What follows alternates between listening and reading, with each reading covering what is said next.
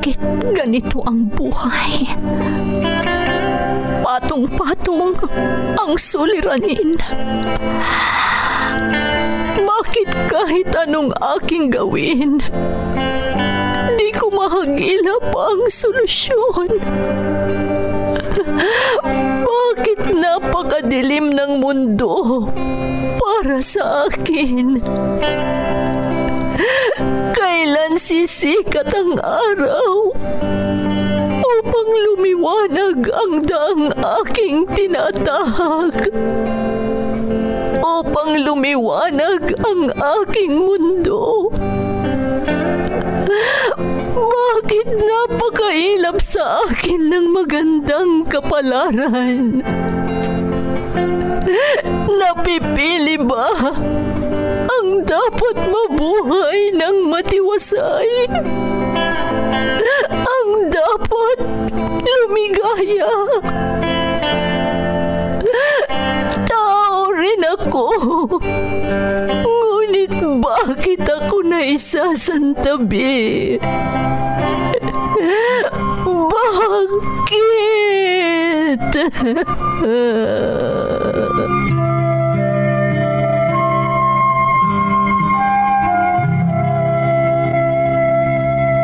Puno ang mundo ng suliranin. Ang solusyon, umaapaw din. Sa bawat pagpatak ng luha, katumbas nito ay ligaya. Sa tuwing sasapit ang gabi, darating ang bagong umaga. At sa tuwing tayo ay nadarapa, sa ating pagtingala, may malalakas na bisig na handang humatak sa ating muling pagtindig. Bakas ng lumipas.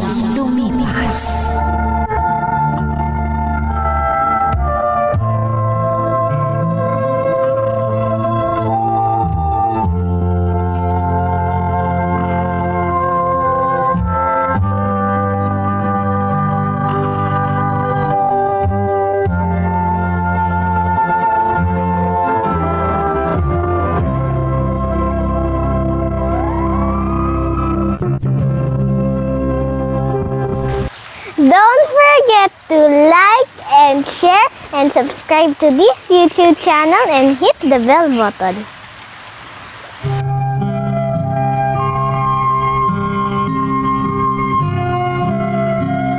Magandang araw sa inyong lahat.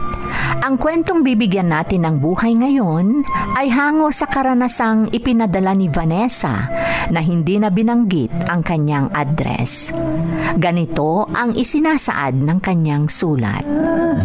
Dear Ate Emmy, hindi ako OFW, pero isa ako sa mga masugid na taga-suporta ng YouTube channel na ito simula nang matagpuan ko sa internet.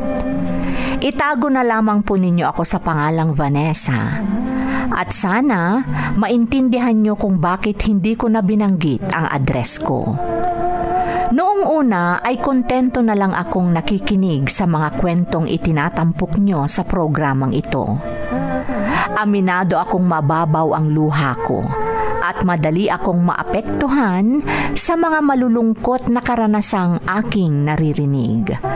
Bagay na nag-udyok din sa akin para ipadala ang aking karanasan na naganap sa kasagsagan ng nararanasan nating pandemya.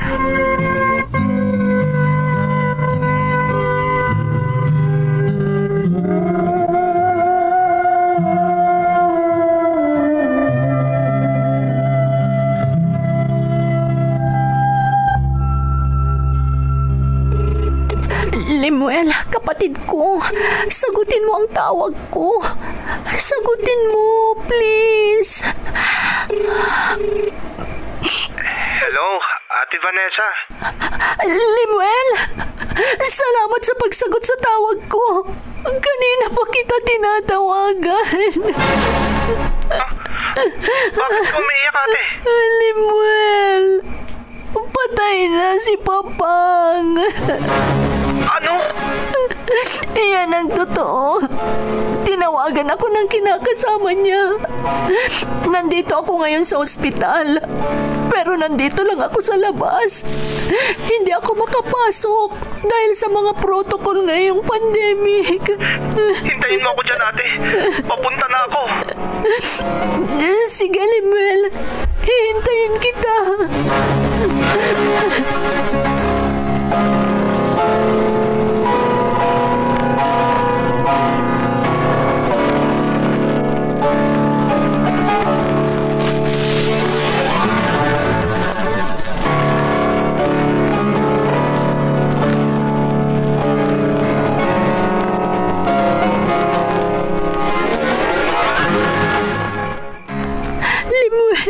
Si Papang! Si Papang! Anong nangyari, ate? Alam kong may sakit si Papang. Pero bakit biglang ganito? Hindi ko pa nakakausap ang kinakasama ni Papang. Nasa loob siya. Hinihintay niya makausap ang doktor. Ate Vanessa, Wala na tayong ama. Wala na si Papang. hindi ko alam kung anong sasabihin ko, ate. Hindi ko alam. Limuel. Yung dalawang kapatid natin, alam na ba nila ang nangyari kay Papang? Hindi pa. Hindi ko pa naalala na tawagan sila. Kasi nasa malayong lugar silang dalawa. Ikaw ang una kong naalalang tawagan. Ate, kailangan nilang malaman ang nangyari kay Papang. Lalo na't sila ang... Alam mo naman na siguro kung anong ibig kong sabihin, Ate Vanessa. Oo, naintindihan kita. Sige, tatawagan ko sila para malaman nila ang nangyari kay Papang.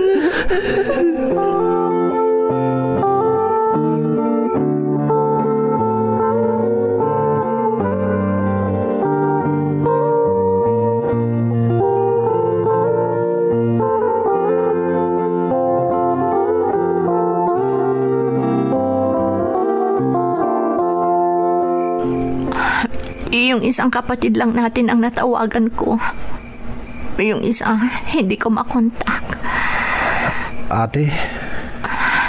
Siya na daw ang bahala na magsabi sa isang kapatid natin. Si Papang, ate. Paano na siya? Hindi pa lumalabas yung kinakasama niya dyan sa loob ng ospital.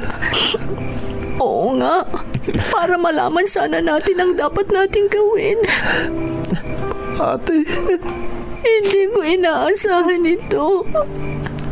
Ang saya-saya pa niya nang huling bisitahin ko siya. Ako rin, ate. Hindi ko inaasahan na mangyayari ito. Nagulat talaga ako.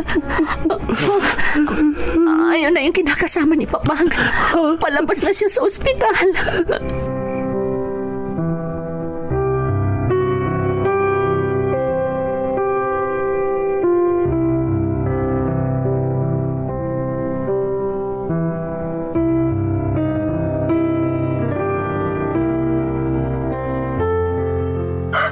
Umaga na.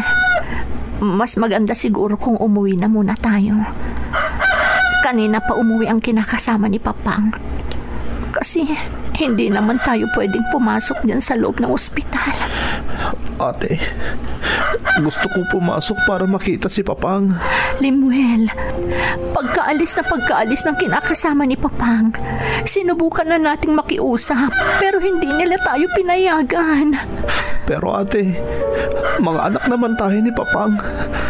Bakit ayaw nilang makita natin siya? Dahil nga sa mga patakaran na pinatutupad ng hospital dahil sa pandemya, kaya bawal tayong pumasok. Nasa freezer na daw ng morgue si Papang. Na-swab test na rin siya. Kaya hintayin na lang natin ang resulta. Ate... Totoong sinabi ng kapatid natin sa legal wife ni Papang na tayo nang mag-asikaso ng lahat dahil mga anak rin naman niya tayo at at nasa malayong lugar sila. Kaya dapat sumunod tayo. Dahil hindi rin naman tayo basta-basta makapasok sa ospital. Mas mabuti kung umuwi na muna tayo para magpahinga.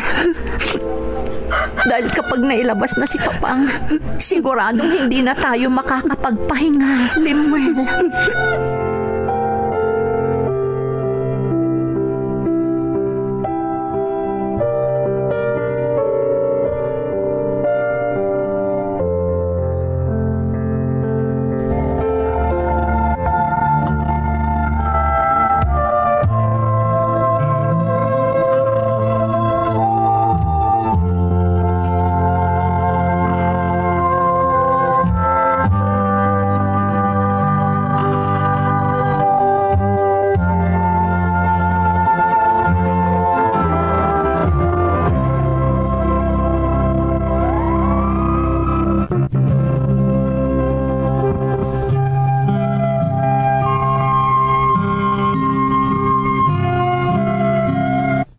Nagtataka ka siguro, Ate Emmy, kung bakit ko binanggit ang kapatid ko sa legal na asawa. Ito ay dahil may legal na pamilya ang tatay ko. At ako ay anak ng babae na nakilala niya sa lugar na pinagtrabahuan niya noong kabataan pa niya. Iba rin ang nanay ni Limuel. May 2 kaming kapatid sa legal na pamilya ng tatay ko. Pero pareho silang nasa malayong lugar. Kaya napag-utusan kami ni Limuel na asikasuhin ang bangkay ng ama namin. Ngunit dahil sa mga alituntuning ipinatutupad dahil sa pandemya, kailangan pa naming hintayin ang resulta ng swab test ng aming ama. Ang pasanin namin ni Limuel ay dinagdagan pa ng mga partido ng tatay ko.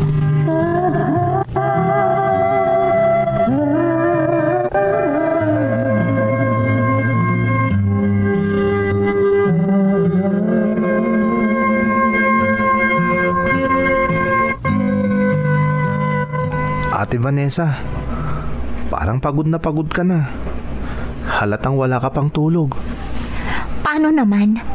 Mula nang maghiwalay tayo kaninang madaling araw, hindi na ako nakatulog. Dahil sa kasasagot sa mga tawag ng mga kapatid ni Papang at mga pinsan natin. Ha? Alam mo naman ang mga partido ni Papang. Magulo. Hindi sila nagkakaintindihan.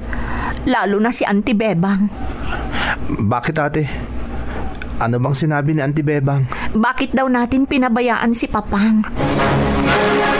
Bakit tayo ang sinisisi niya? Alam naman nila na may kinakasama si Papang. Siya dapat ang sabihan nila ng ganyan. Limuel, kapatid ko, ayokong makipagtalo kay Auntie Bebang dahil hindi pa naaayos ang mga labi ni Papang. Hindi pa lumalabas ang resulta ng swab test niya. Kaya ang dapat nating isipin ngayon ay kung... Oh, ate, sino yung tumatawag? Bakit ayaw mong sagutin? Sino pa? Di si Auntie Bebang. Siguradong kung ano na naman ang sasabihin niya sa akin. Kung ganyan na rin lang, tama lang na wag mo nang sagutin. Hayaan mo na, ate. Mapapagod din yan sa katatawag.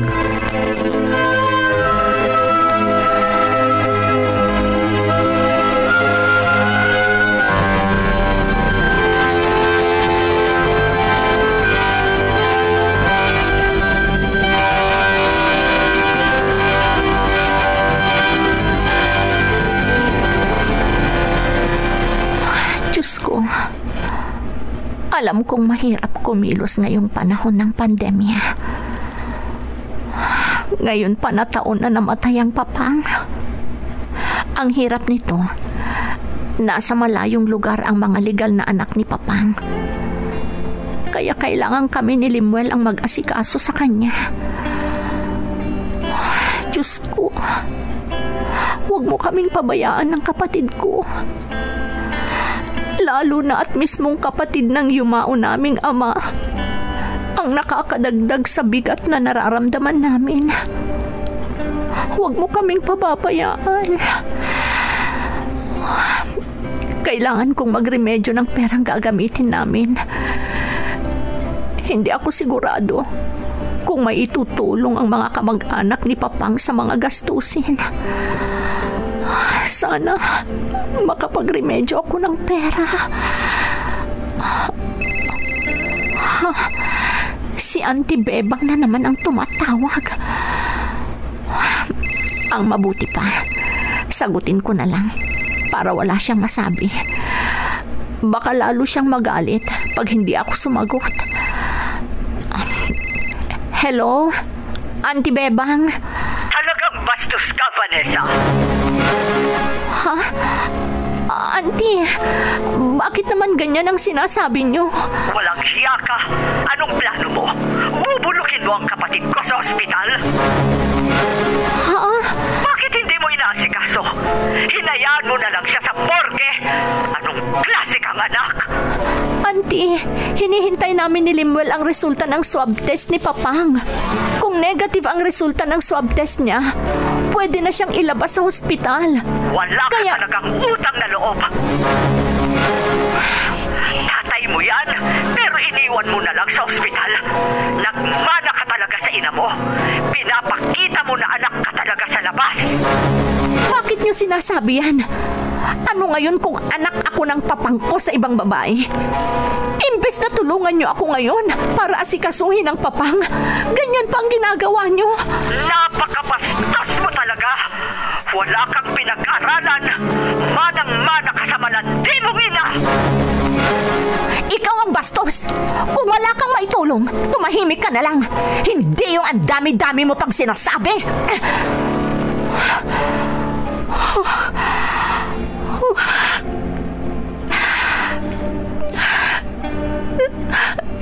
Diyos ko, patawarin mo ako kung nasagot ko ang kapatid ng aking ama. Hindi ko na napigilan pa ang aking sarili. Patawarin mo sana ako, Diyos ko. Bigyan mo sana ako ng lakas, Panginoon ko. Huwag mo akong pabayaan.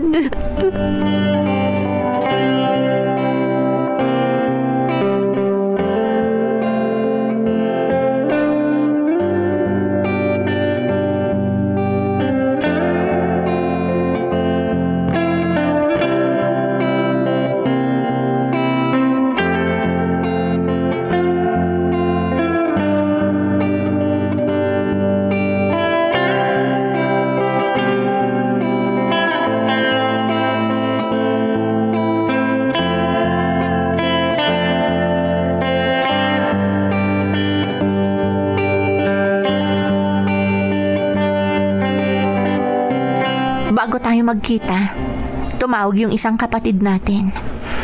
Anong sabi niya, ate? Tinatanong niya kung ano ang resulta ng swab test ni Papang. Pero ngayon pa lang siguro natin malalaman. Ate? May bilin siya. Gusto ko naman ang sinabi niya. Pero kailangan muna kitang konsultahin dahil tayong dalawa ang nandito. Ano yun, ate? Sige, sabihin mo. Huwag naman sana. Pero kung sakaling magpositibo sa COVID ang Papang, hindi na natin siya makikita dahil diretso na siyang ikikremate. Ate? Pero ang utos ng kapatid natin, kahit negative ang resulta ng swab test niya, ipapakremate siya agad dahil yun daw ang gusto ng Papang. Parang nabanggit na rin sa akin yan ng Papang dati. Ayaw niyang mailagay sa kabaong at malamayan ng matagal. Ha? Sinabi niya sa'yo yan? Oo, ate. Bakit? Nabanggit niya rin ba sa'yo? Oo. Nasabi niya rin sa akin yan. Kaya dapat lang na masunod kung ano ang kagustuhan niya. Ha? Saglit lang. Nakikipag-video call ang kapatid ni Papang na nasa abroad. Kailangan ko itong sagutin.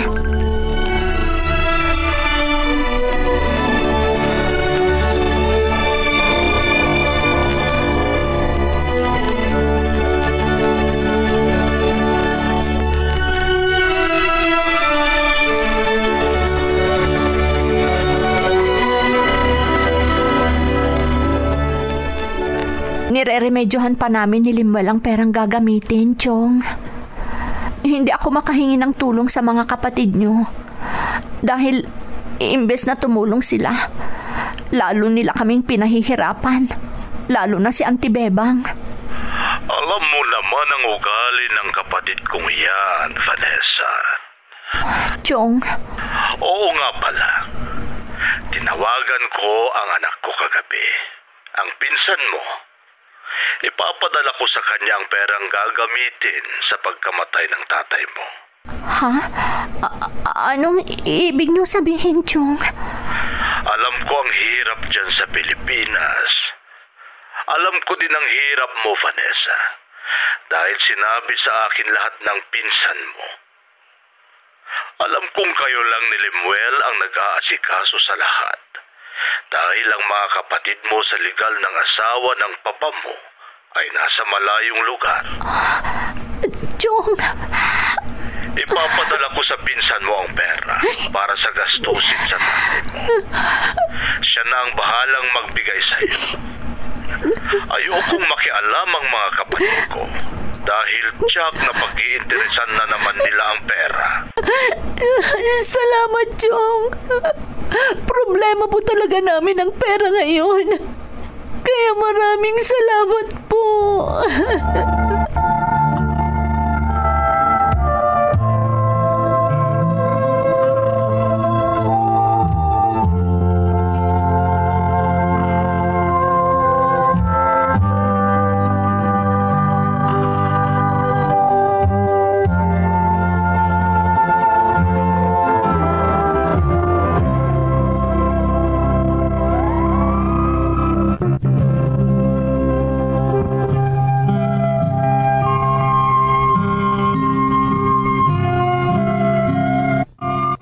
Sa panahon ng pagsubok, basta lumapit ka sa lumikha, hindi ka niya pababayaan.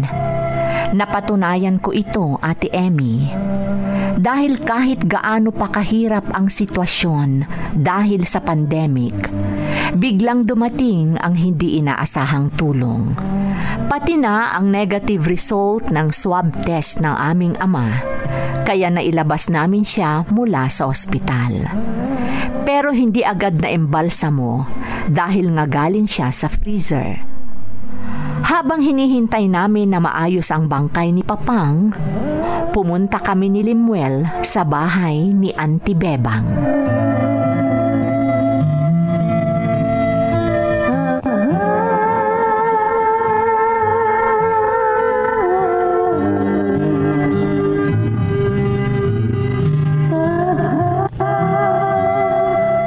Hindi pwedeng makremate ang kapatid ko.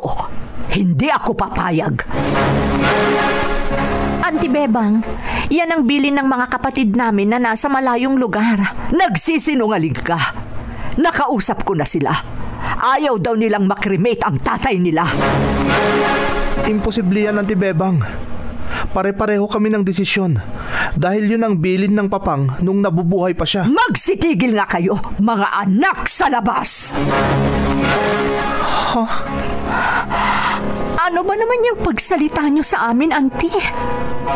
Pumunta kami dito upang ipaalam sa inyo na nailabas na namin si Papang sa morgue ng ospital.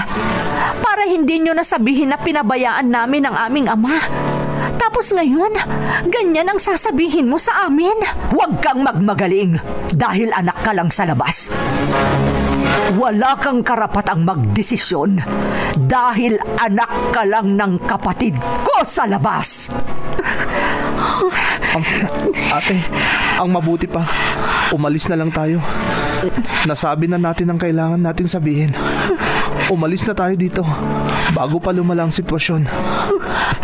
Iwasan na lang natin makipagtalo para walang mangyaring gulo.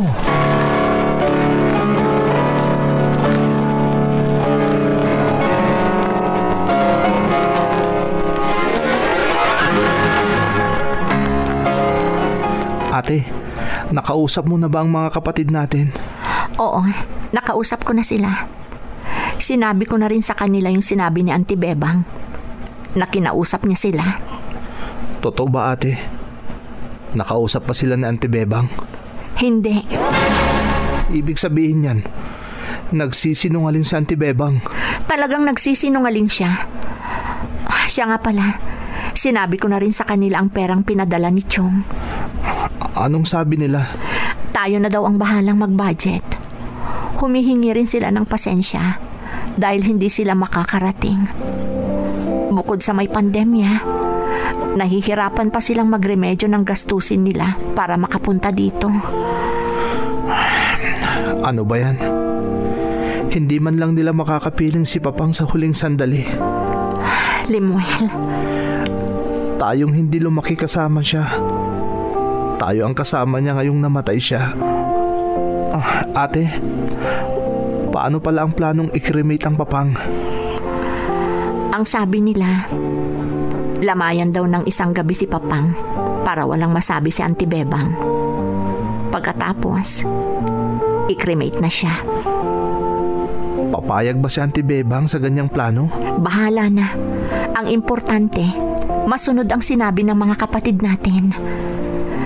Naaawa nga ako sa kanila dahil hindi man lang nila makasama si Papang bago siya ilibing.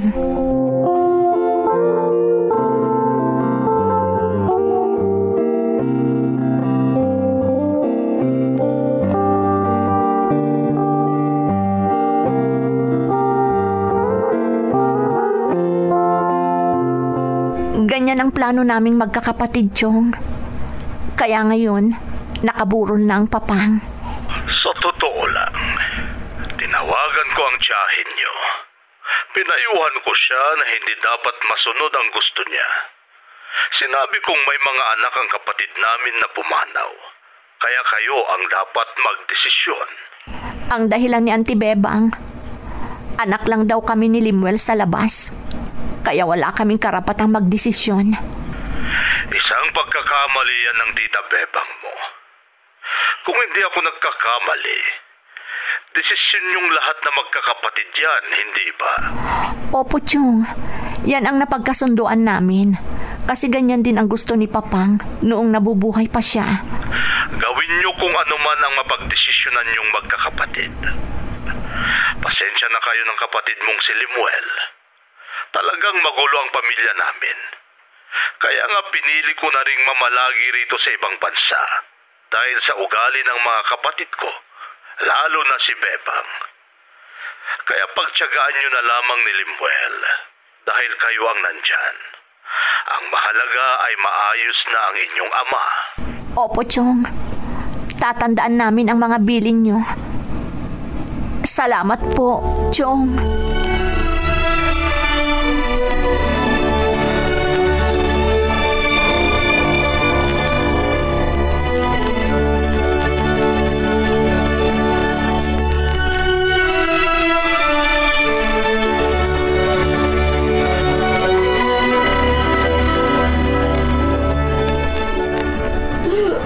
Ano ba yan?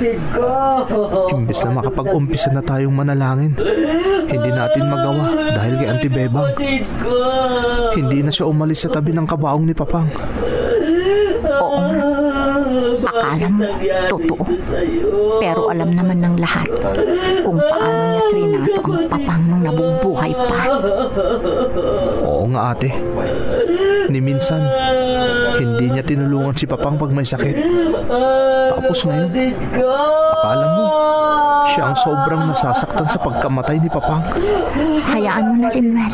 Pabayaan na lang natin siya. Ang mahalaga, matutupad na ang gusto ng Papang noong nabubuhay pa siya na huwag magtagal ang kanyang lamay. Dahil bukas, kapag na-cremate na siya, magiging maayos na rin ang lahat. Makakapagpahinga na rin ang Papang. Matatahimik na siya sa piling ng puong lumikha. Kapatid ko!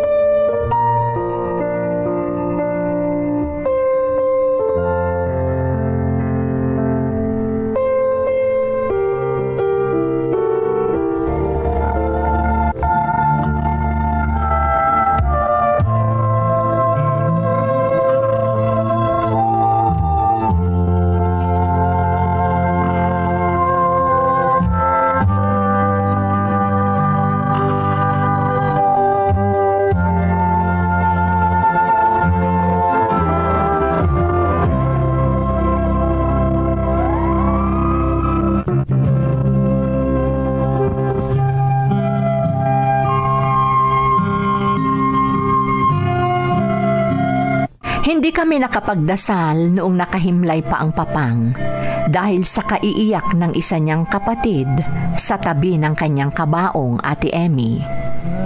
Pero ganun pa man, tiniyak namin ni Limuel na madasalan ang papang namin bago siya mahimlay sa kanyang huling hantungan.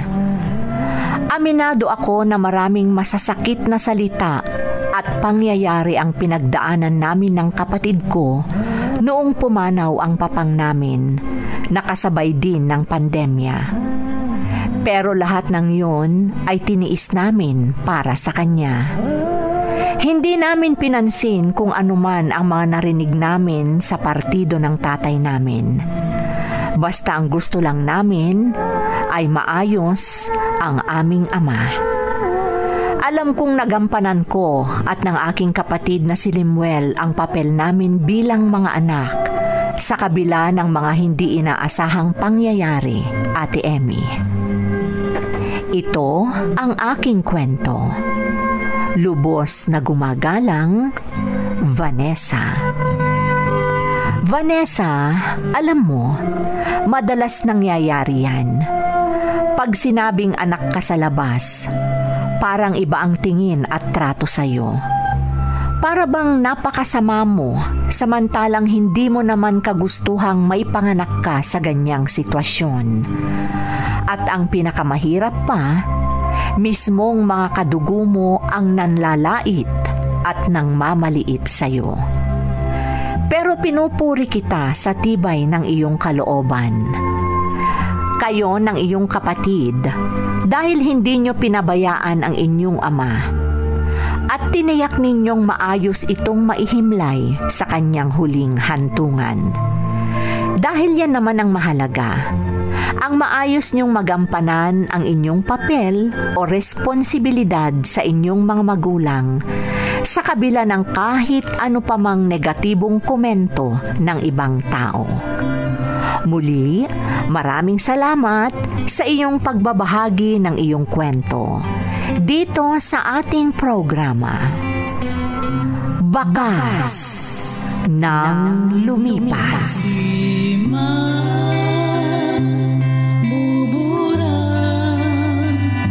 Sa isipan ang mga pagsubok na karanasan,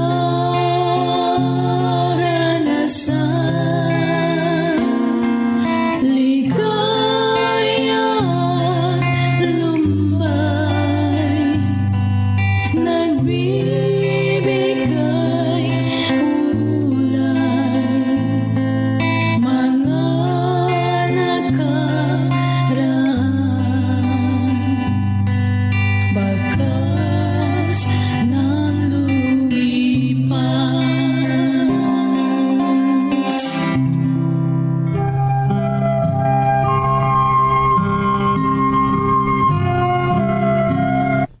Magandang araw sa inyong lahat.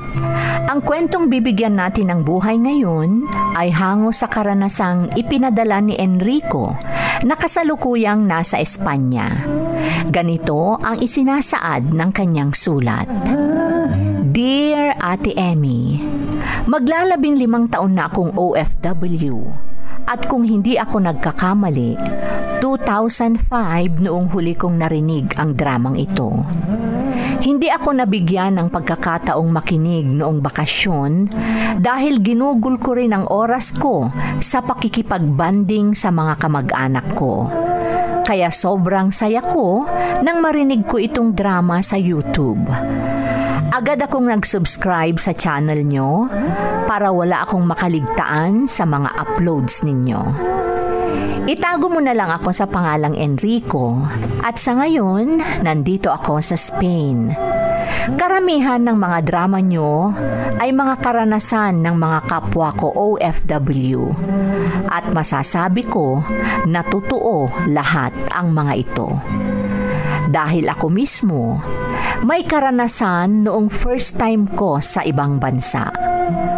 Sorry kung hindi ko sasabihin kung saang bansa naganap ang karanasan ko para hindi magmukhang naninira lang ako. Lalo na at hindi lahat ng nasa bansang iyon ay naranasan ang dinanas ko. Sana makapag-iwan din ako ng aral at malibang ang mga kapwa ko OFW, maging ang mga nagbabalak pumunta sa ibang bansa.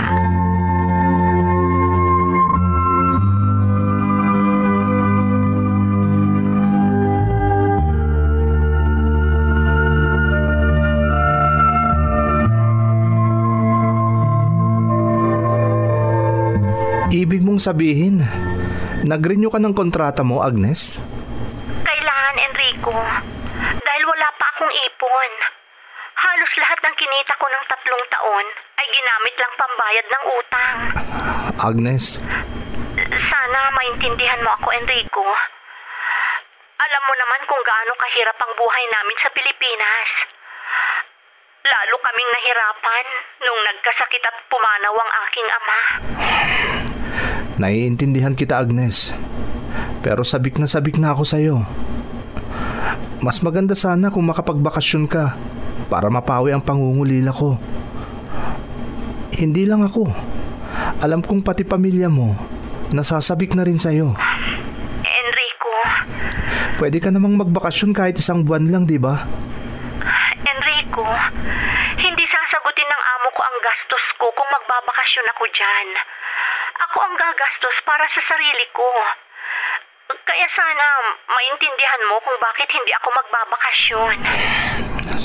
Sige. Ingat ka parati dyan, Agnes. At sana, lagi mong tatandaan na mahal kita.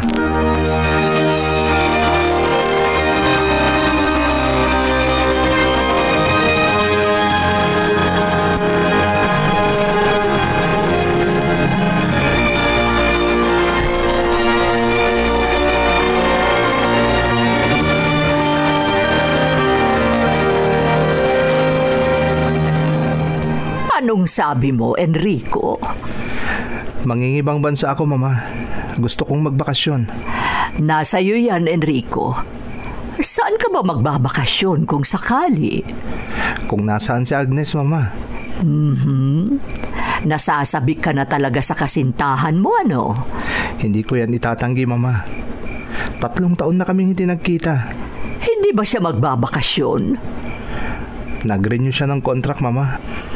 At hindi siya makakapagbakasyon dahil iniisip niya ang gastos. Sa bagay, anak, praktikal na ang buhay ngayon. May punto si Agnes at dapat intindihin mo na lang. Naiintindihan ko siya, Mama. Pero talagang sabik na ako sa kanya. Kaya gusto kong magbakasyon sa lugar niya para magkita naman kami. Ikaw ang bahala, anak. Pero paano ang negosyong itinayo mo? Kinausap ko na si Pinsan Tonyo, Mama. Siya na muna ang bahala.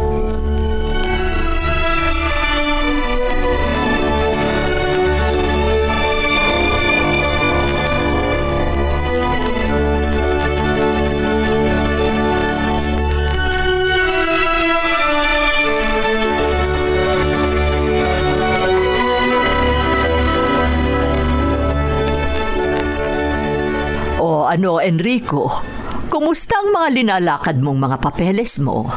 Ayos na lahat, Mama. May plane ticket na rin ako. Paano naman ang tirahan mo doon? May matutuluyan ako, Mama. Doon kay Agnes. Ganun ba? Pinapaalalahanan lang kita. Huwag kang gagawa ng bagay na makakasira sa trabaho ni Agnes. Baka ano pa ang mangyari sa kanya. Mama? Bakit ka nagbuntong hininga? Yayayain ko si Agnes na umuwi na lang, Mama. Ano? Pero bakit naman, anak? Yan talaga ang intensyon ko sa pagpunta doon, Mama. Yung mapauwi ko na si Agnes.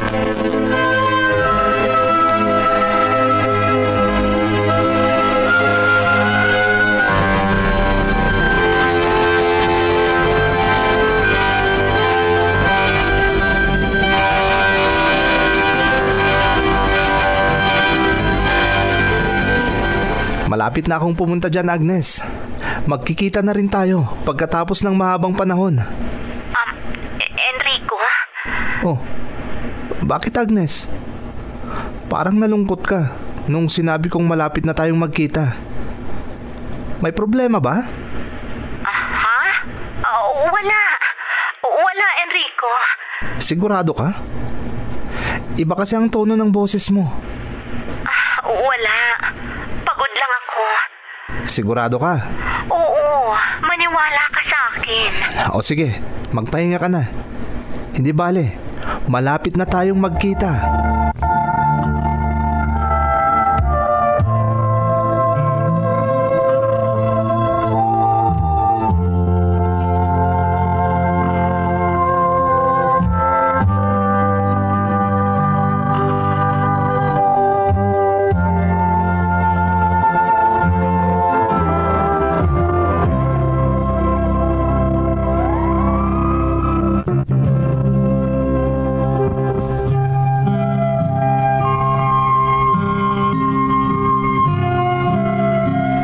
Pagpunta ko sa bansang kinaroroonan ni Agnes, pakiramdam ko, mayroon akong matutuklasan na magdudulot sa akin ng sama ng loob, Ate Emmy.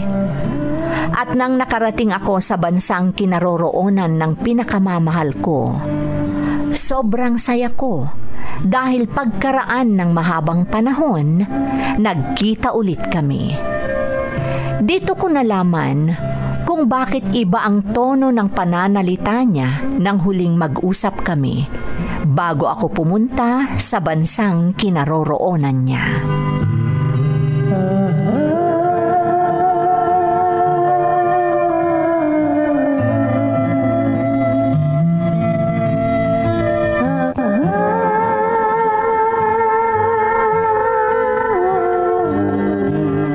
Akala ko, legal ang pagpunta mo dito, Agnes. Kaya nga malaki ang nagastos mo, di ba? Yun ang alam ko noong una, Enrico. Pero linoko ako. Wala akong nakilalang employer dito. Kaya isang buwan akong kung saan-saan napadpad. Huh? Buti na lang, may kababayan na mabait na tumulong sa akin. Pinasok niya akong magtrabaho sa isang restaurant. Pinoy din ang may-ari. Tinanggap niya ako. Kahit alam niya na illegal akong nakarating dito. Bakit naman ganyan ang nangyari sa'yo dito? Kaya napansin mo siguro na ayaw kitang pumunta dito, Enrico. Ayaw ko kasing malaman mo ang sitwasyon ko dito. Hindi bale, Agnes. Nandito na ako. Iuuwi na kita. Ha? Ang totoong dahilan ng pagpunta ko dito ay para mapauwi ka na. Kaya please, umuwi na tayo sa Pilipinas. Enrico, nakikiusap ako sa'yo. Huwag mo akong piliting umuwi sa Pilipinas. Marami pa akong bayarin at ayokong malagay sa alanganin ng pamilya ko. Kaya huwag mo akong piliting umuwi sa Pilipinas. Tutulungan kitang magbayad ng mga utang mo. Basta umuwi ka lang, Agnes. Hindi. Ayokong madamay ka sa problema ko. Nakakahiya. Kaya please, intindihin mo na lang ako. Please, Enrico.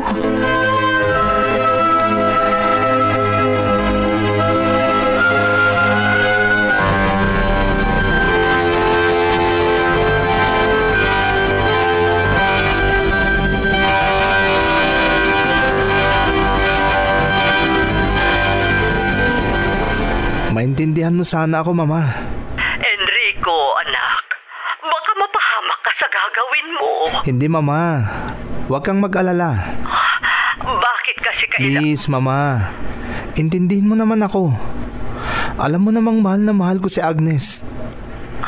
Enrico. Hindi ko pwedeng iwan si Agnes dito ngayon. Lalo pat nalaman ko kung ano ang nangyayari sa kanya. Oh. Huwag kang mag-alala, Mama. Walang masamang mangyayari sa akin dito. Sige. Pero mag-ingat ka dyan, anak. Hindi ko kakayanin pag may nangyaring masama sa'yo. Oo, Mama. Pangako. Mag-iingat ako. At salamat dahil naiintindihan mo ako, Mama.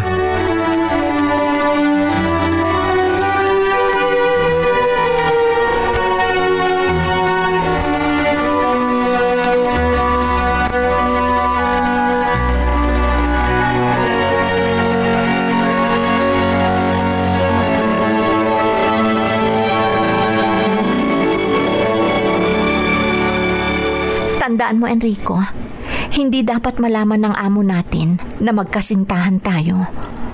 Baka hindi kanya tanggapin sa restaurant. Sabihin mo, biktima ka rin ng illegal recruiter. Huwag mong sasabihin sa kanya na may tourist visa ka na pumunta dito. Sige, Agnes. Tatandaan ko ang lahat ng sinabi mo. Hindi lang yan. Kailangan mong manahimik kahit ano pang malaman mo sakaling matanggap ka. Ha? Anong ibig mong sabihin? Basta, malalaman mo rin ang ibig kong sabihin. Tandaan mo lahat ng sinabi ko sa'yo ngayon. Dapat maging mahinahon ka para hindi ka mapahamak. Di ba sabi mo, Pinoy rin ang may-ari ng restaurant? Oo. Bakit kailangan Enrico, please, makinig ka na lang sa akin at gawin mo lahat ng sasabihin ko sa'yo.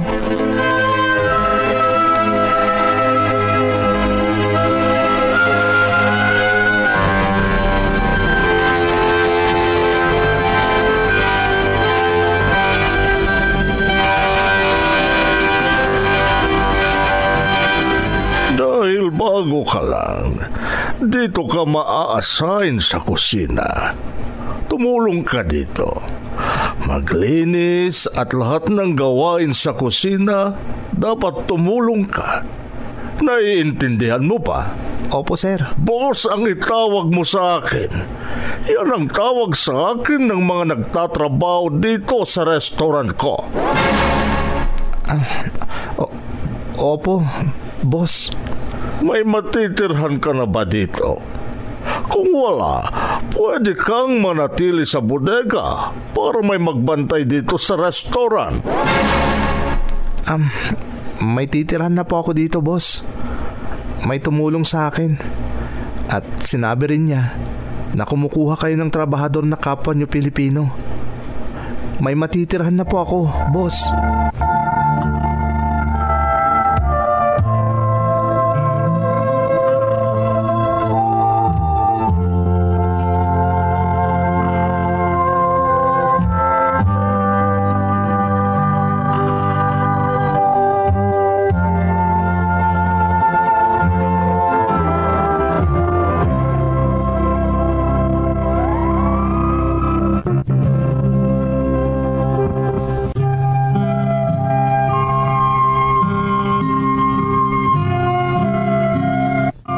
Noong una, akala ko istrikto lang talaga ang amo naming Pilipino na may-ari ng restaurant sa bansang yon, Ate Emmy.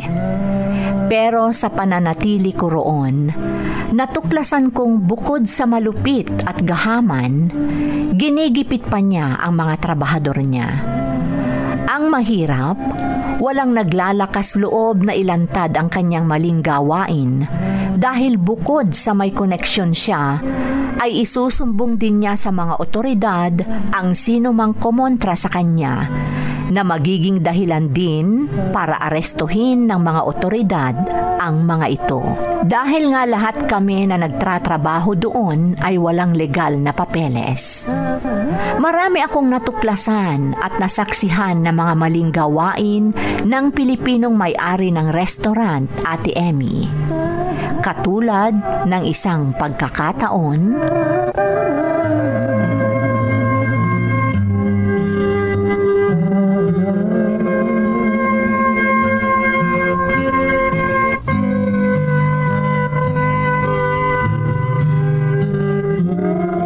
Please have mercy. Anong nangyayari, Agnes? Bakit hinuhuli ng mga pulis si Manang Margaret? nagreklamo. Malaki daw ang binawas ng amo natin sa sahod niya. Kaya yun ang nangyari. Nagsumbong si boss na wala siyang legal na papeles.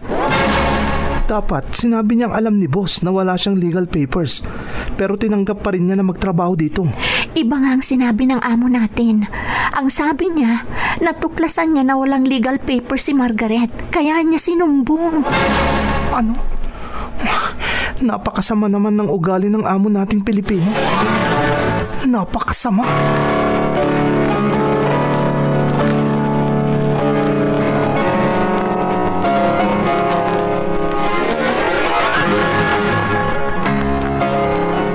Huwag mo akong alalahanin dito, Mama. Maayos ang lagay ko dito. Sigurado ka, Enrico? Opo, Mama. Kayo, kumusta na kayo dyan? Mabuti naman, anak. Oo nga pala. Tinawagan mo na ba si Tonyo? May sasabihin daw siya tungkol sa negosyo mong pinapatakbo niya. Nakapag-usap na po kami. Sinabi ko na sa kanya ang mga dapat niyang gawin. Mabuti naman kung ganun. Kailan mo iuwi si Agnes? Hindi ko pa alam, Mama.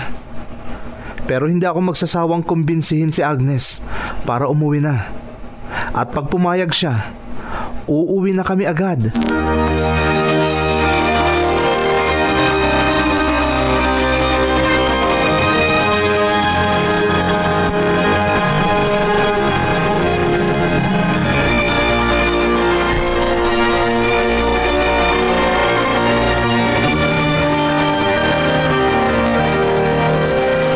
Kaya mo ba? Sigurado ka? Oo, Agnes. Sige na. Bumalik ka na sa trabaho mo. Hindi ka dapat makita ni boss dito. Iwan mo na ako. Oo, sige. Mag-iingat ka. Nanghihina talaga ako. Para akong nilalagnat. Ano kaya kung... mga basong nasagi ko. Nahulog at nabasag na.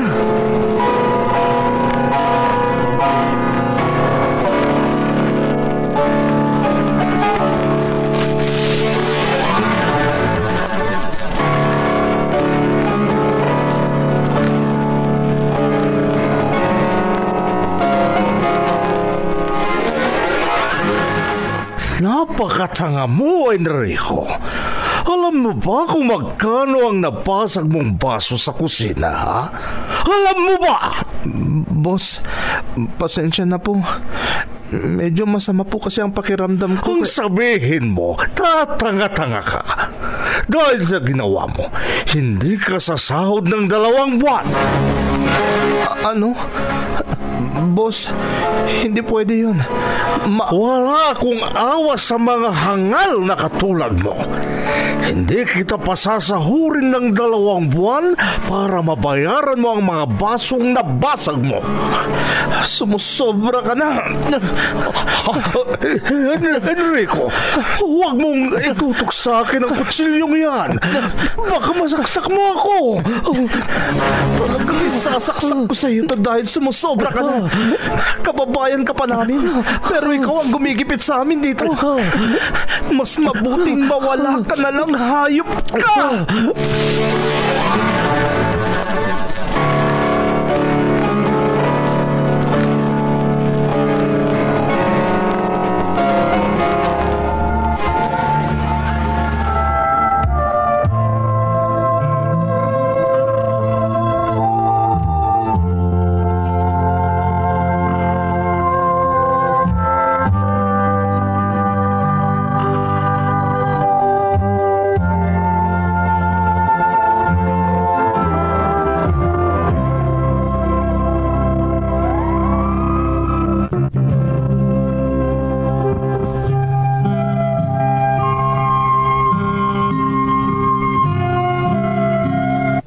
Aminado akong nagdilim ang paningin ko ng mga sandaling yon, Ate Emmy.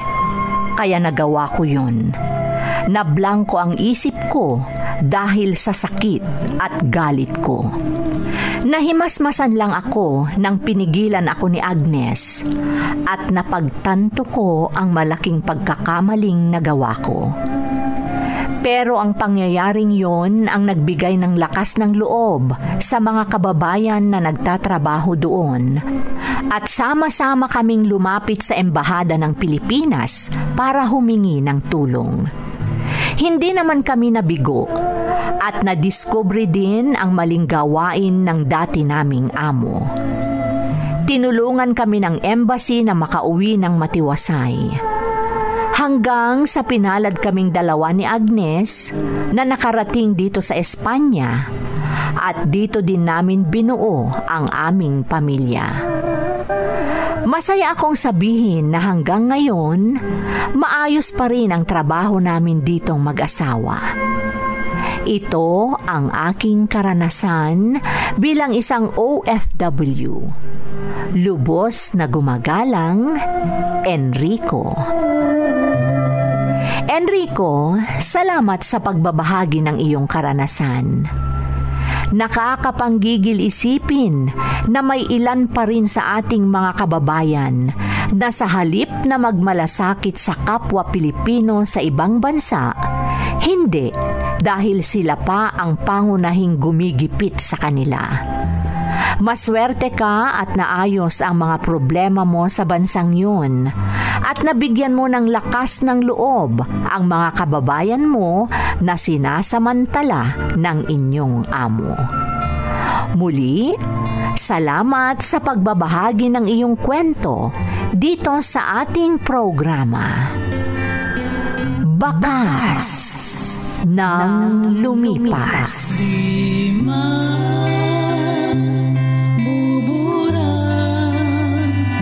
Sa isipan ang mga pagsubok na karanasan,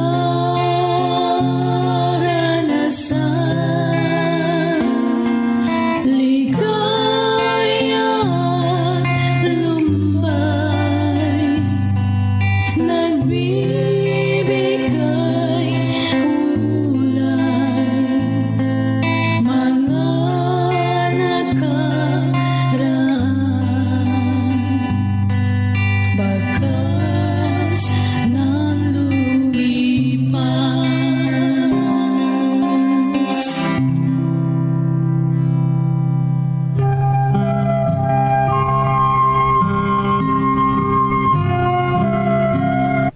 Magandang araw sa inyong lahat. Ang kwentong bibigyan natin ng buhay ngayon ay hango sa karanasang ipinadala ni Faith na nasa Colorado, USA. Ganito ang isinasaad ng kanyang kwento. Dear Ate Emmy, tawagin mo na lang akong Faith. Pangalan ito ng anak ko, kaya ito ang nais kong itawag mo sa akin. Lumaki ako sa Pilipinas at kung may mga tinatawag na single mom, maniniwala din siguro kayong may mga single dad dahil ganyan ang estado ng tatay ko. Mabait ang tatay ko at wala akong masabi sa kanya dahil kung ako ang tatanungin, masasabi kong ang tatay ko ang the best father in the world. Pero normal lang siguro sa anak na hanapin ang kanyang ina.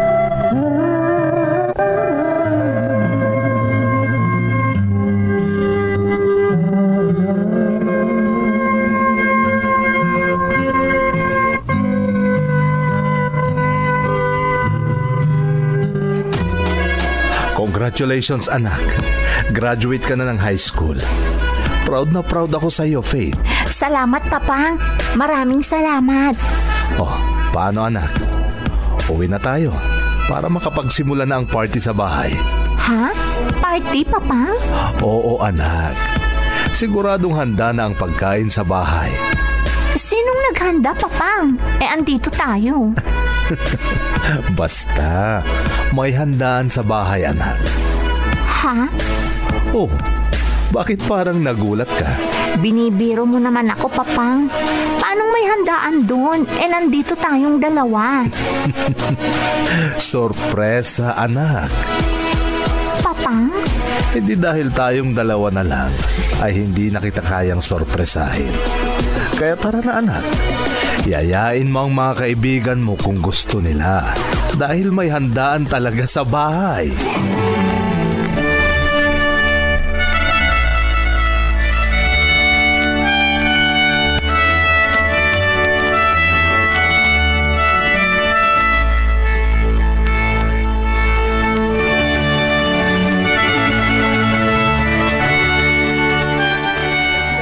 O ano anak? Nasorpresa ka ba? Opo, Papang. Kasabwat mo pala si Tiang Lydia at mga pinsan ko para maghanda dito sa bahay. Sorpresa nga di ba? At may isa pa akong sorpresa sa iyo, anak. Ha? Ano po yun, Papang? Kahit anong gusto mong kurso sa kolehiyo, yun ang i-enroll mo. Ha? Papang? Oh, bakit anak?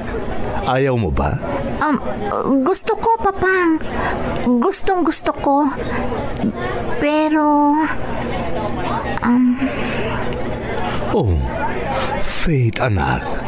Bakit ka bumuntong hininga? May gusto sana akong hilingin, Papang. Sana, pagbigyan mo ako.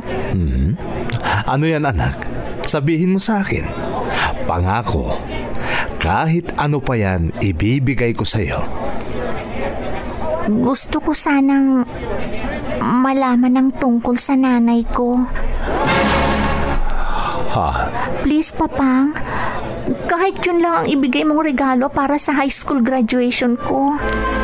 Please.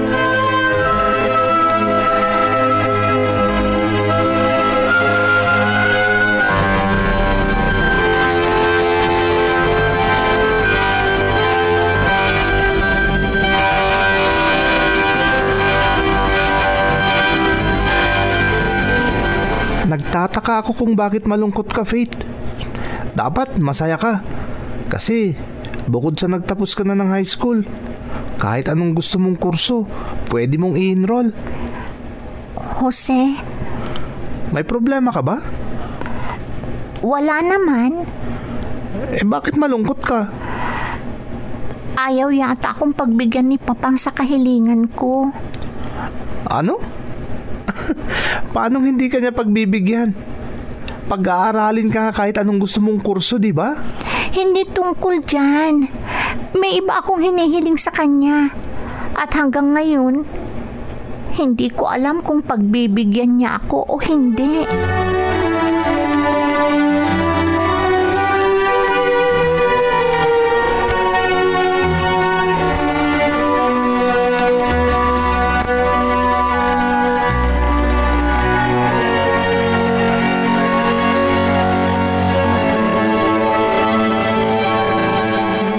Faith anak, patawarin mo sana ako kung umabot ng ilang araw bago ko sasabihin sa iyo ang aking desisyon. Papang? Simula nung naipanganak ka, sinubukan kong iwasang magsalita ng tungkol sa nanay mo, lalo na kapag nakikinig ka. Papang? Kung ayaw mo talagang sabihin sa akin ang tungkol kay nanay, hindi ko na ipipilit. Kalimutan Hindi, mo lang anak.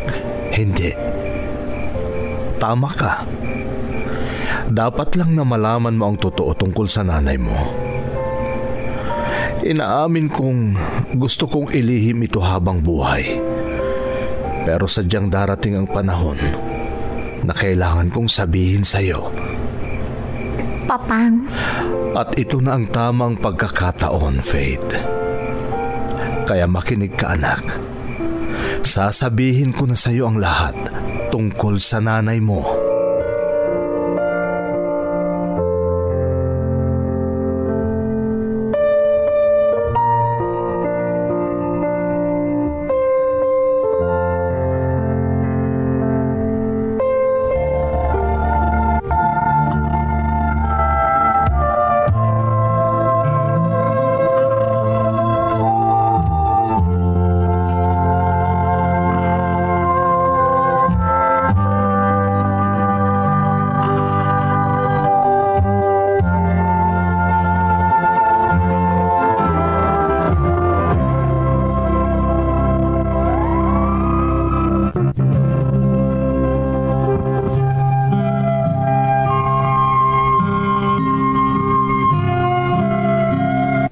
Alam ko nung una, wala talaga akong malalaman tungkol sa nanay ko, Ate Emmy.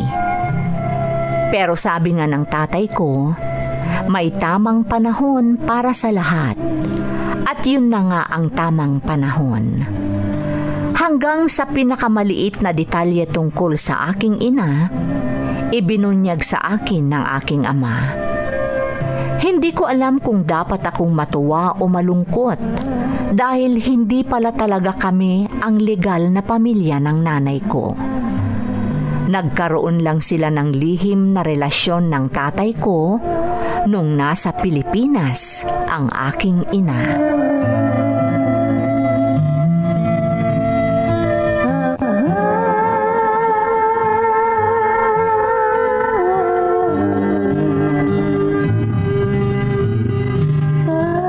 Kung sinabi mong binigay na ng papang mo ang contact information ng nanay mo, ano pang ginagawa mo, Faith?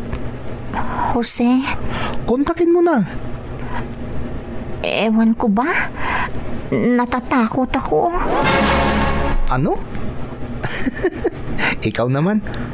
Napakatagal na panahon ang hinintay mo para malaman mo ang tungkol sa nanay mo, di ba? Ngayong nagtapat na sa'yo ang tatay mo at may contact ka na sa nanay mo, natatakot ka? Ano ba yan? Hindi ko alam, Jose.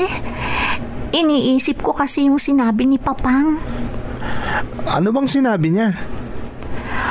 Palakasin ko raw ang loob ko kung kokontakin ko na ang nanay ko. Dahil kapag nasaktan ako, mas masasaktan daw si Papang. Ha? Teka, paano yan? Ewan ko ba? Kaya parang may takot na akong makipag-ugnayan sa nanay ko.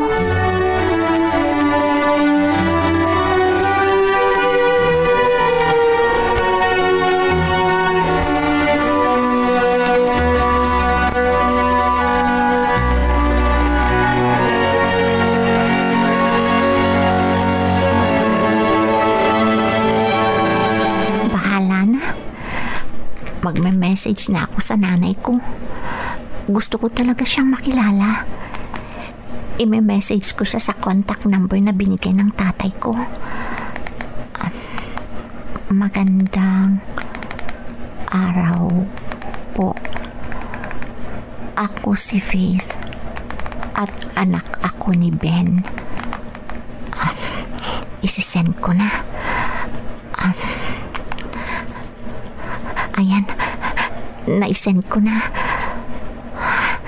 Diyos ko, kinakabahan ako. Magre-reply kayang nanay ko? Sana mag-reply naman. Mahal pa naman ang pag-text message abroad. 15 pesos per text. Kaya sana mag-reply naman si nanay. Sana.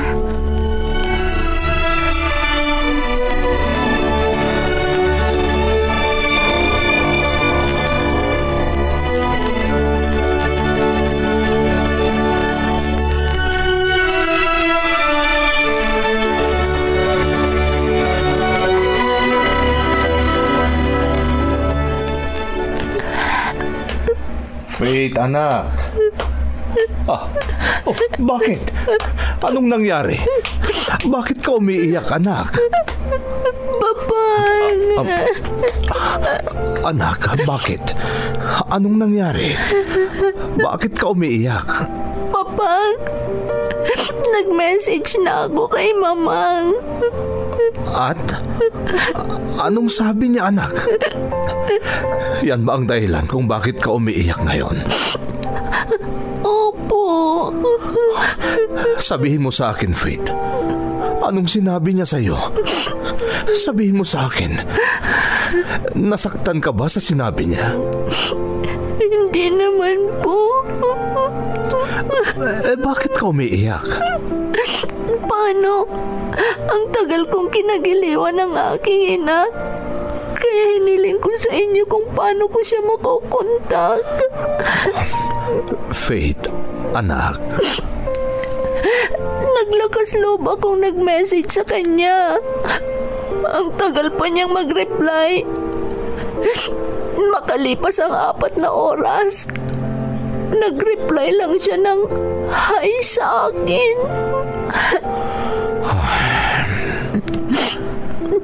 Faith, anak. Sinabi ko naman sa'yo na magpakatatag ka kung gusto mo talagang makilala ang nanay mo. Mahirap ang sitwasyon, anak. Sinabi ko naman sa'yo, di ba? May legal siyang pamilya. Kaya ikaw sana ang umunawa. Kung gusto mo talagang makilala ang nanay mo, huwag kang susuko.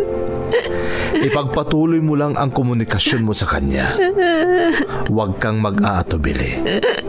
Basta't maging matatag ka lang, anak.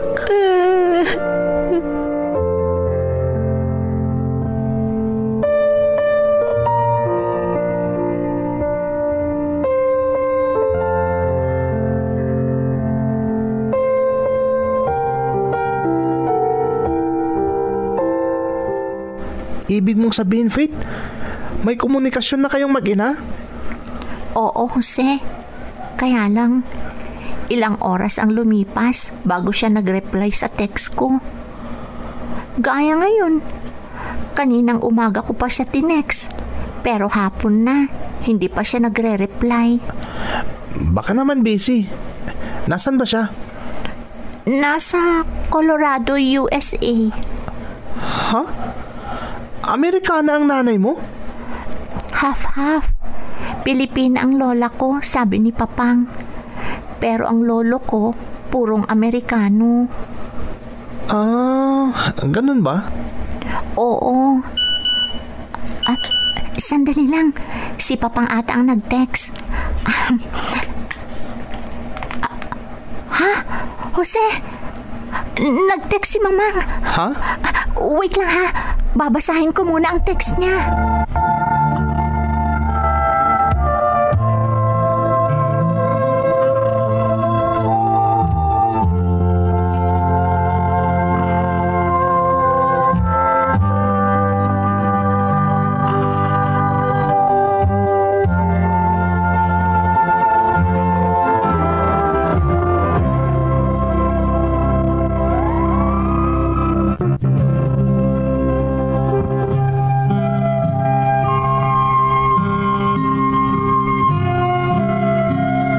Ganyan ang sitwasyon namin ng nanay ko, Ate Emmy.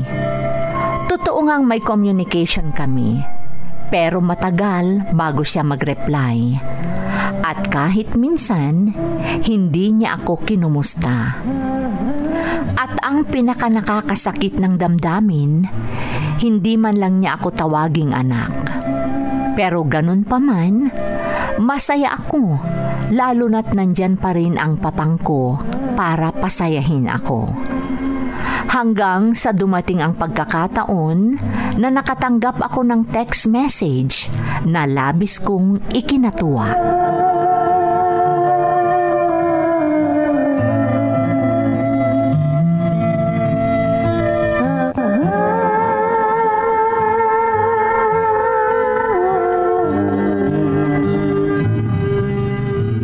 Anong sabi mo, Faith?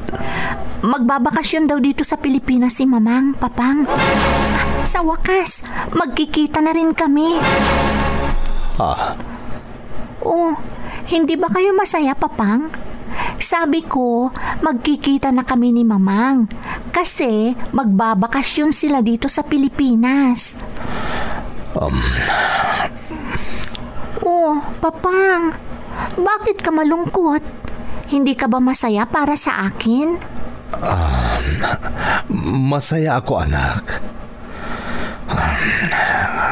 Kaya nga lamang, nag-aalala ako para sa'yo. Ha? Bakit, Papang? Kinakabahan ako, Faith. Kaya wag mo sanang kalimutan ang lagi kong sinasabi sa'yo na maging matatag ka kahit ano pa man ang mangyari. Magpakatatag ka, anak.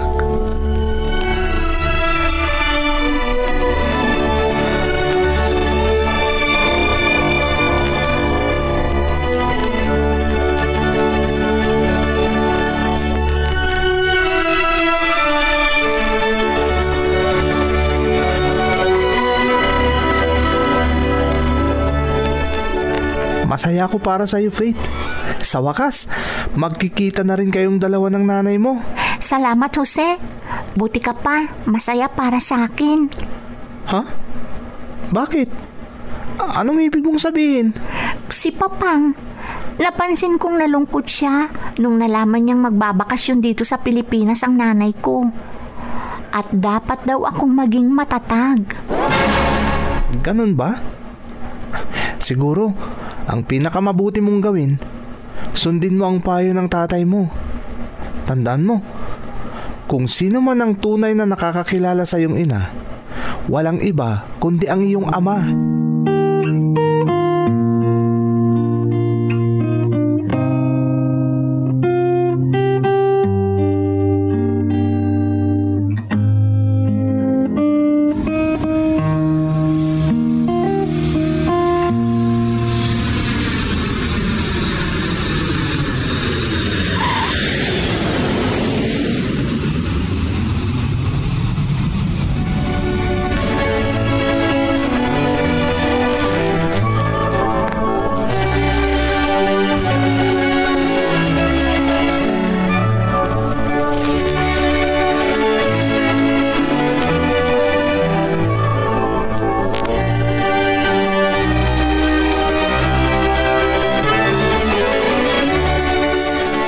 Papang, okay na ba itong damit ko? Ang ganda-ganda mo, anak. Lalo pang lumabas ang kagandahan mo dahil sa suot mo ngayon. Ikaw naman, Papang. Binobola mo na naman ako. Hindi, anak. Talagang napakaganda mo. At lubos akong nagpapasalamat sa Diyos dahil napalaki kitang mabuting anak. Ikaw ang best father, Papang. At ako ay nagpapasalamat.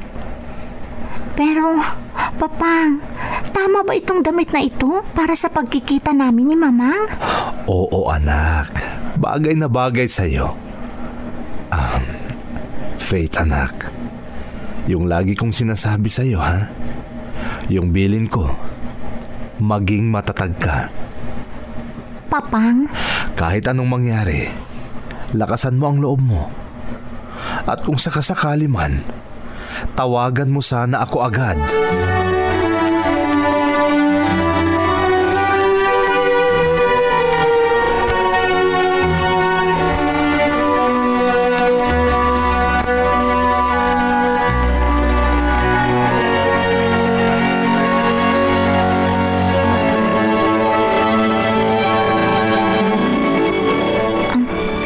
Hi, Mamang. Please, huwag mo akong tawaging mama. Ha? Tita ang itawag mo sa akin. Huwag mo akong tawaging mama. Pero, bakit? Ano bang dahilan? Bakit ayaw mong tawagin kita? Come on, huwag matigas ang ulo. Call me tita. Yan ang gusto ko. Sige, kung iyan ang gusto nyo. Tita. Yan ang gusto ko. Ipakikilala kita sa asawa at anak ko. Pero sasabihin ko sa kanila na pamangkin kita at tiyahin mo ako. Ano? Sana malinaw sa'yo yan. Halika, sundan mo ako para ipakilala kita sa pamilya ko. Pero tandaan mo, pamangkin kita at tita mo ako. Diyos ko. Napakasakit naman ang nangyayari sa akin ngayon. Hindi ko sukat akalain na magiging ganito ang pagkikita namin ng aking ina. Ang sakit. Please, Diyos ko, bigyan mo ako ng lakas ng loob para harapin ang pamilya ng nanay ko sa pagpapanggap na pamangkin niya ako. Huwag mo akong pabayaan, Diyos ko.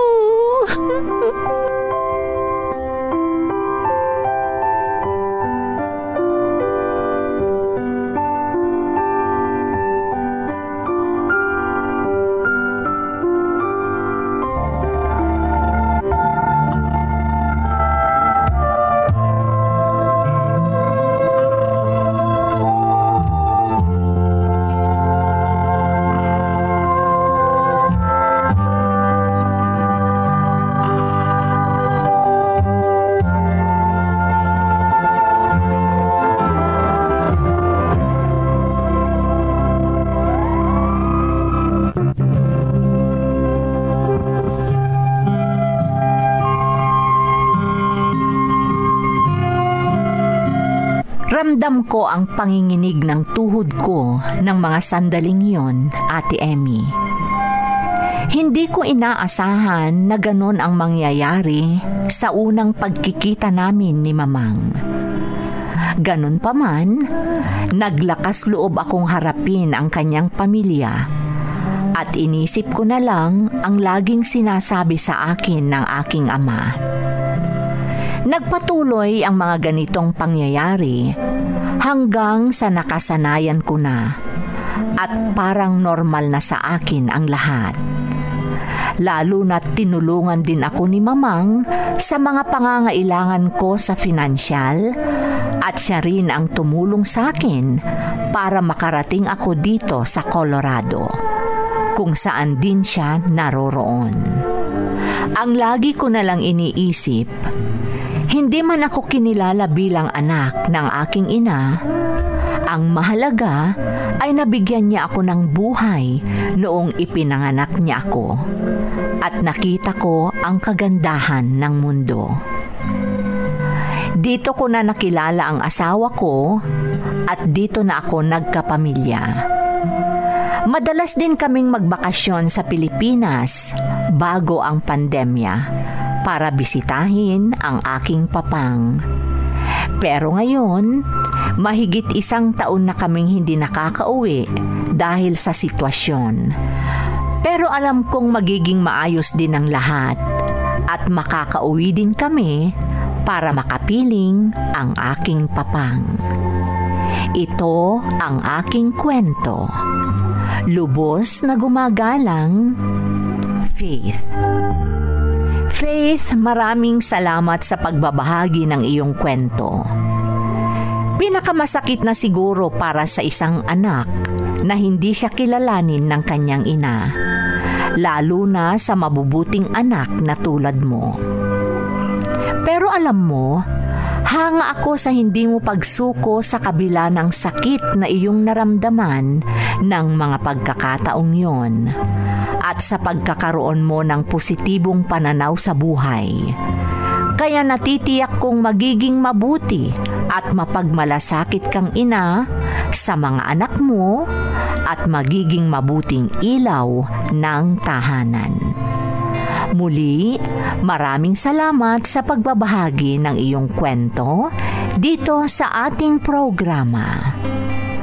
Bakas ng Lumipas. Di mabubura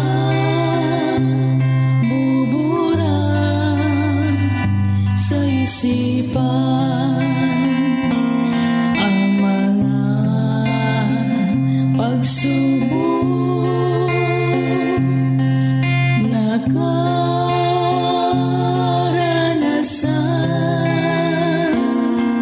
Ligaya at lumbay, nagbibigay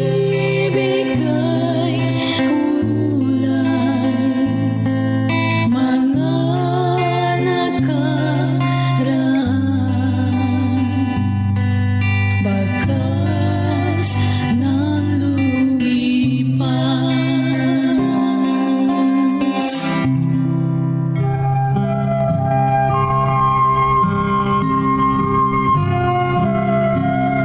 Magandang araw sa inyong lahat. Ang kwentong bibigyan natin ng buhay ngayon ay hango sa karanasang ipinadala ni Ethel na hindi binanggit ang kanyang address. Ganito ang isinasaad ng kanyang sulat. Dear Ate Emmy, itago mo na lang ako sa pangalang Ethel. Isa ako sa mga masugid na nakikinig sa programang ito, maging noong napapakinggan pa ito sa radyo.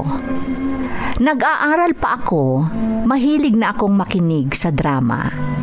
Sa katunayan, naaawa ako sa mga may karanasan na naitatampok sa YouTube channel nyo.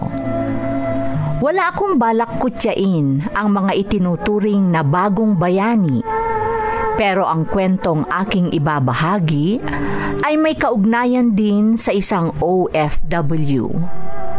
Sa mga tagapakinig, lalo na sa mga OFW, Huwag niyo sana akong husgahan o kainisan sa pagbabahagi ko ng kwento ko sa programang ito dahil gusto ko lang i-share ang naging karanasan ko.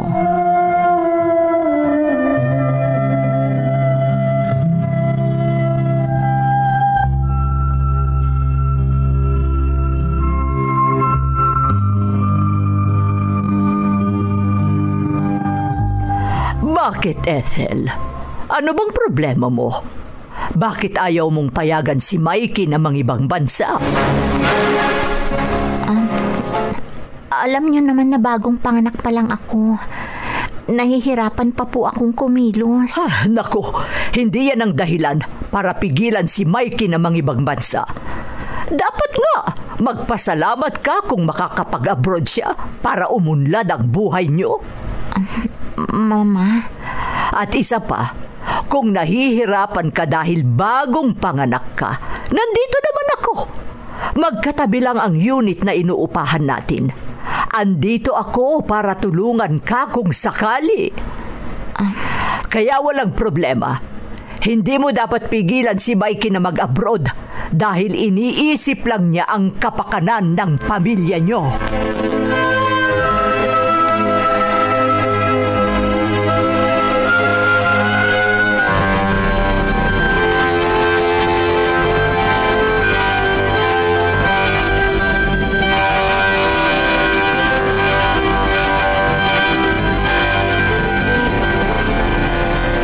Hindi mo dapat sinabi kay Mama ang napag-usapan natin, Mikey.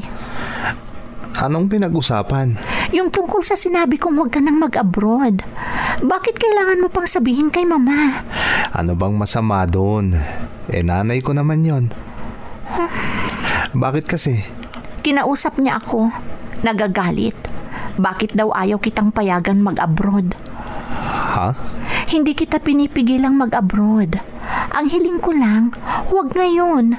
Dahil kapapanganak ko pa lang. Ethel, pareho din naman yon. Kaya mabuti ngayon pa lang, asikasuhin ko na ang mga papeles ko.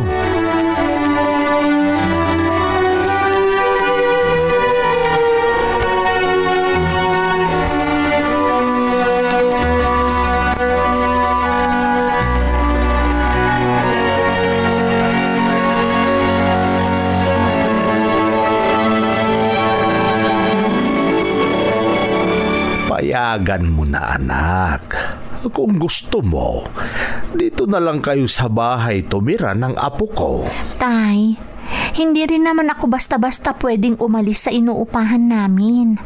Lalo na at nag-aalala ang asawa ko na walang kasama ang biyanan ko.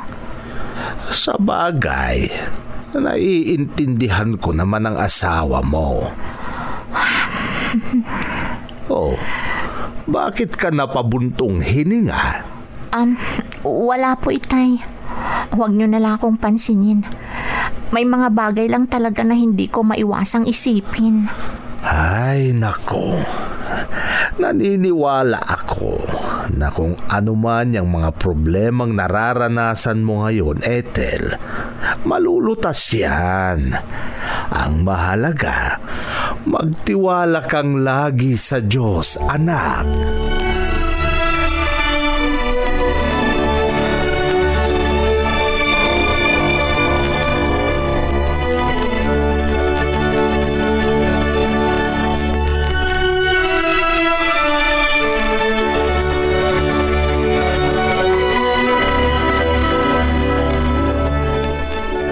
Ayos na ang lahat ng kailangan ko.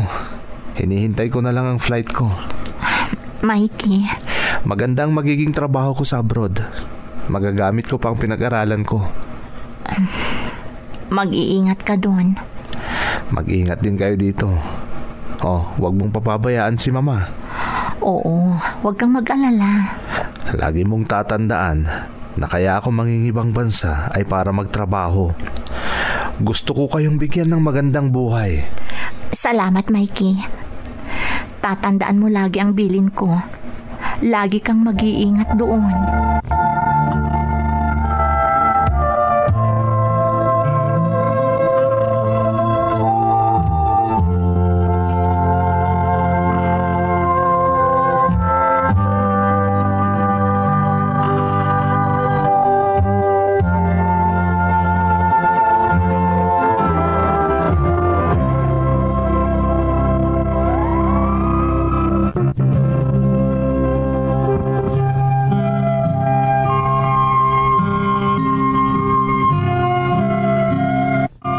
Wala akong choice, Ate Emmy, kundi sundin na lang ang kagustuhan ni Mikey na mangibang bansa. Habang inaalagaan ko ang anak namin, inaasikaso ko rin ang nanay niya dahil yon ang utos ng asawa ko. Lahat ng mga kaibigan ko, sinasabi nilang maswerte daw ako dahil maganda ang trabaho ng asawa ko sa ibang bansa. Magiging masagana daw ang buhay ko, bagay na ipinagpapasalamat ko rin. Pero pagkatapos ng 10 taon ni Mikey sa ibang bansa,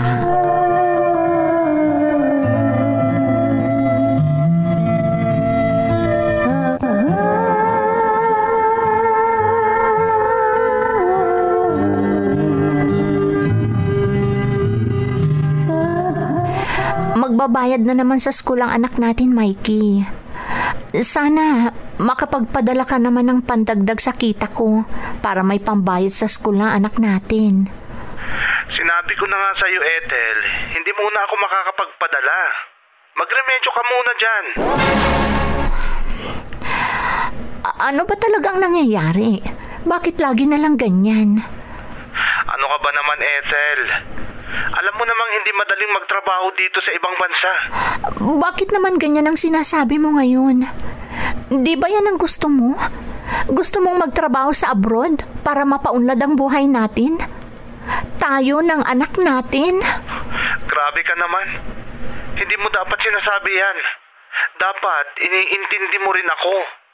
Lagi naman kitang iniintindi. Pero 10 taon ka nang nagtatrabaho dyan.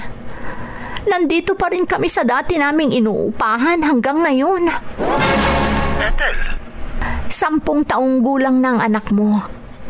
2 beses pa lang kayong nagkita dahil 2 beses ka palang nagbakasyon. Ang mahirap pa, mula nang magkaisip siya, lagi na lang siyang nakikinood ng telebisyon sa tinitirhan ng nanay mo. Kasi wala tayong sariling telebisyon. Pero nagreklamo ba ako? Kaya huwag mo naman sabing hindi kita naiintindihan, Mikey. Dahil lahat ng uri ng pangunawa, ibinigay ko na sa'yo.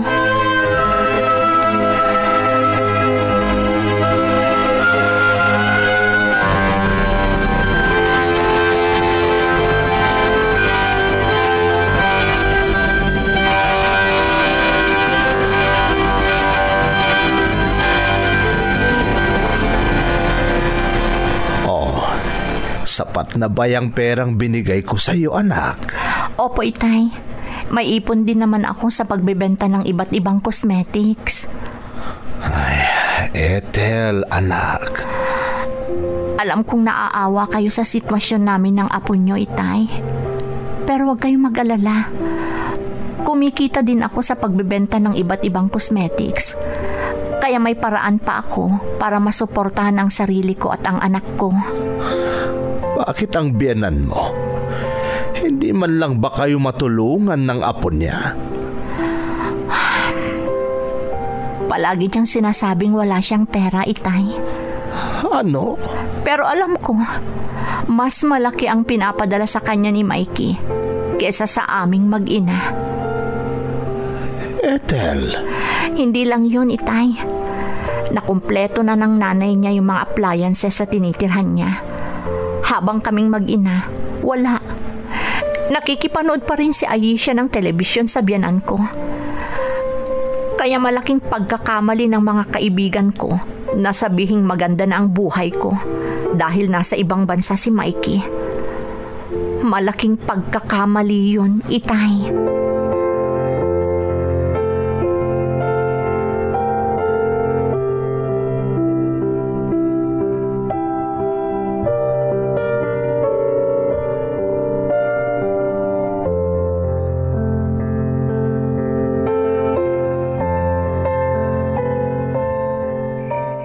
Bakit, Ethel? Saan ka galing? 8:00 na ng gabi. Kararating mo pa lang? Pasensya na po kayo, Mama. Naningil pa po ako ng mga pautang ko sa cosmetics. Sigurado ka? Baka iba na ang ginagawa mo. Ha? Mahiya ka naman. Kawawa ang anak ko na nagtatrabaho sa ibang bansa. Isipin mo naman ang hirap at sakripisyong ginagawa niya sa pagtatrabaho sa malayo. Mama, wala po akong ginagawang masama. Huwag niyo naman akong pag-isipan ng hindi maganda. Mabuti naman kung totoo ang sinasabi mo, Ethel. Ilipat mo na si Aisha dyan sa tinitirhan niyo para makapagpahinga na rin ako. Opo, Mama. Imbes na makapagpahinga ako, Ano ba ginawa mo naman ang naman tiyanan ko? akong yaya. Hindi ko sukat akalaing pinaghihinalaan pala niya ako.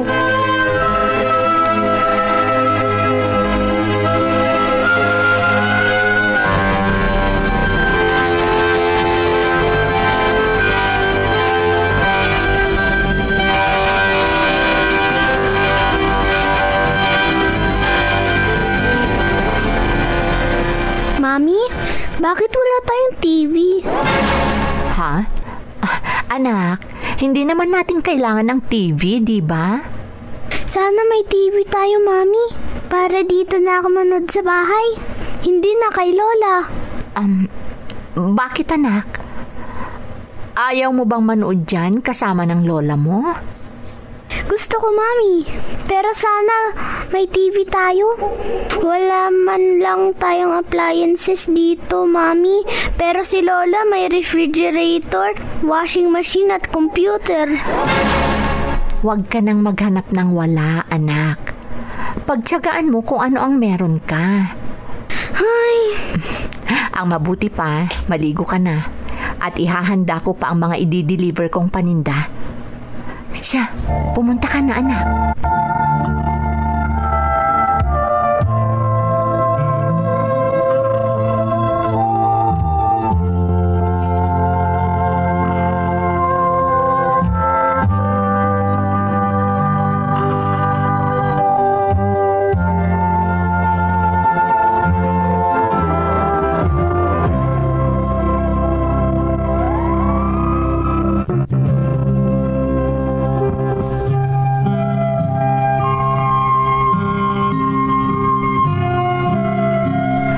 Napaka-imposibleng isipin, pero totoo, Ate Emmy. Matagal nang nasa ibang bansa ang asawa ko, pero nanatili pa rin kami sa inuupahan namin. Kung ano ang mga kasangkapang naiwan niya, yun pa rin ang pinagtsatsagaan naming gamitin. Ang tanging naidagdag lamang ay ang mga naipundar ko habang nagbebenta ng mga pampaganda. Pero ang biyanan ko, kumpleto sa gamit. Bukod sa computer, may mamahaling cellphone pa siya. Ang pinapadala lang ng asawa ko sa aming mag-ina ay pambayad sa aming renta at para sa pag-aaral ng aming anak na minsan ay kulang pa, kaya kailangan ko pang pagkasyahin. Hanggang sa biglang dumating si Mikey na hindi ko inaasahan.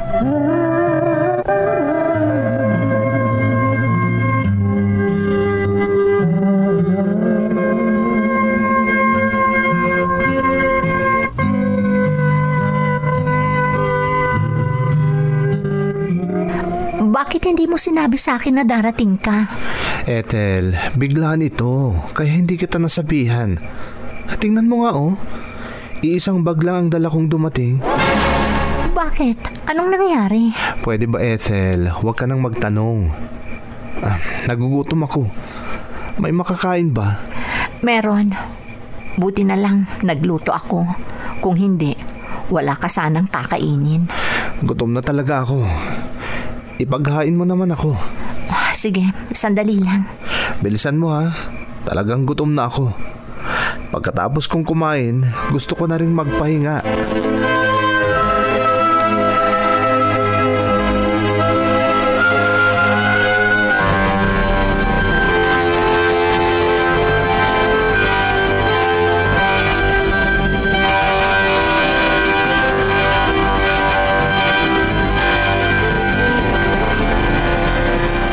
Mama, pwede ko po ba kayong makausap?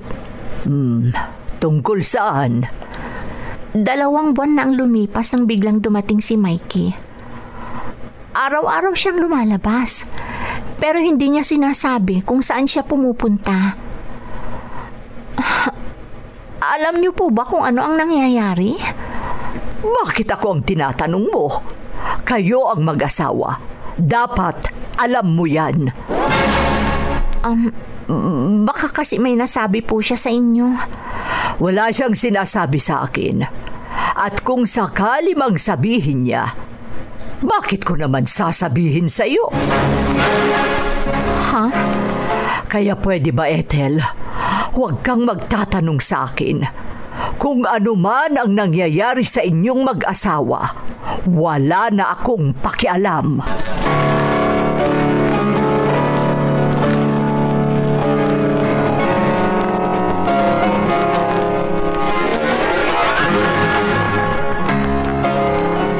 Ethel, anak, sigurado ka ba sa ginagawa mo?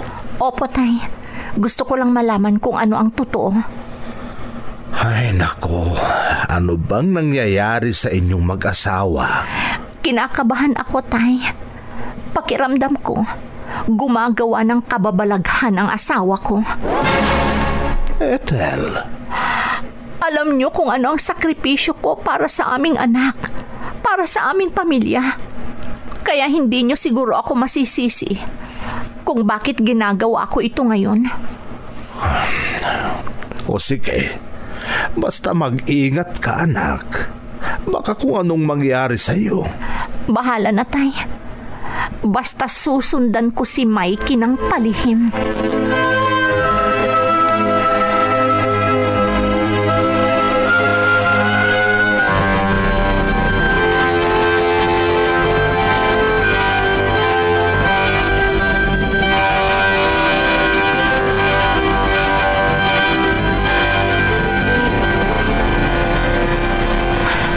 Ayun ang asawa ko. Hindi niya alam na sinundan ko siya ng palihim. Sino kaya ang nakatira sa bahay na pupuntahan niya? Ayun na. Kumatok na siya. May lalaking nagbukas ng pinto. Sino kaya ang Diyos ko. Naghalikan sila sa bibig ng lalaking nagbukas ng pinto. Anong ibig sabihin ng nakita ko? Sino ang lalaking kahalikan ng asawa ko?